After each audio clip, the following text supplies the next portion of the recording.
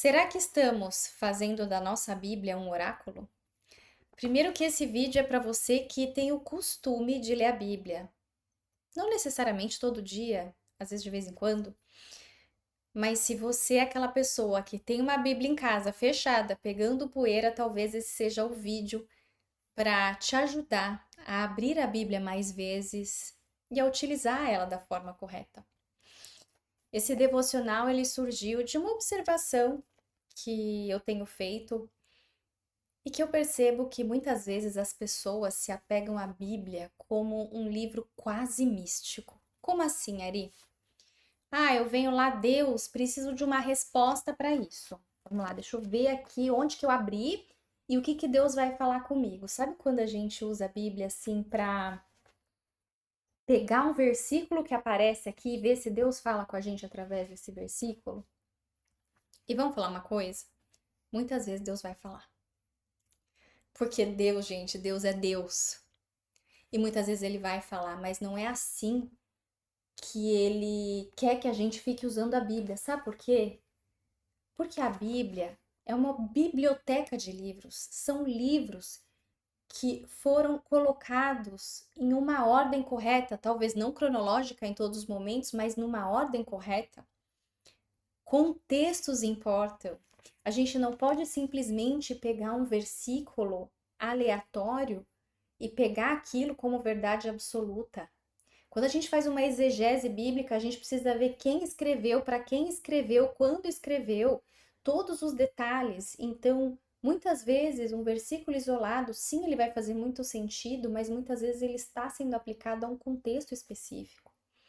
Essa é uma coisa importante, mas outra coisa é o fato de que muitos de nós pegamos a Bíblia para aquelas coisas que estão de acordo com aquilo que a gente crê. Então a gente pega um versículo, a gente lê salmos, a gente pega passagens que a gente ama, que falam com a gente, que tem tudo a ver com a nossa vida. Só que quando a gente chega em certas partes que a gente não concorda, a gente deixa pra lá. Só que a Bíblia, ela não foi feita para funcionar da forma que a gente quer. A Bíblia não foi feita para massagear o nosso ego. A gente tem que entender que a Bíblia, ela é um livro que derrama amor, porque Deus é amor. Deus entregou Jesus por amor a nós. Jesus morreu e ressuscitou na cruz para nos livrar dos nossos pecados, para nos trazer salvação. E esse amor, ele é transcrito nas palavras desse livro. Só que a gente também tem que entender que ao mesmo tempo que a Bíblia é amor, a Bíblia é exortação. A Bíblia é um livro duro também. A Bíblia é um livro que nos corrige, que nos aponta os nossos erros e pecados. A Bíblia é um livro com histórias duras, que muitas vezes a gente não vai entender. Muitas vezes a gente vai ficar sem compreender. E eu gosto muito do versículo de Deuteronômio 29, e aí um versículo super fácil de decorar essa passagem, porque ele diz assim: os conhecimentos ocultos pertencem a Yahvé, nosso Deus. O saber revelado, entretanto, pertence a nós e aos nossos filhos para sempre, a fim de que vivenciemos na prática todas as palavras desta Torá, lei. O que isso significa? Que tudo aquilo que Deus quer revelar para a gente, ele revelou aqui. E se há alguma coisa aqui que é oculta e que a gente não consegue compreender, esse conhecimento oculto pertence ao Senhor. Então, sim, tem muitas coisas que a gente não vai ter uma resposta clara aqui nessa terra e a gente vai descobrir na eternidade. Mas Deus criou um manual para falar conosco. Vou dar um exemplo: da gente compra um micro-ondas. É que assim, hoje, praticamente ninguém que compra as coisas vai ler manual. Você bota no chat GPT. Só que Deus nos colocou aqui na Terra e nos deixou com um manual. O que você deve fazer, como você deve fazer, o que você não deve fazer. Como eu sou, quem eu sou, como você cria intimidade comigo.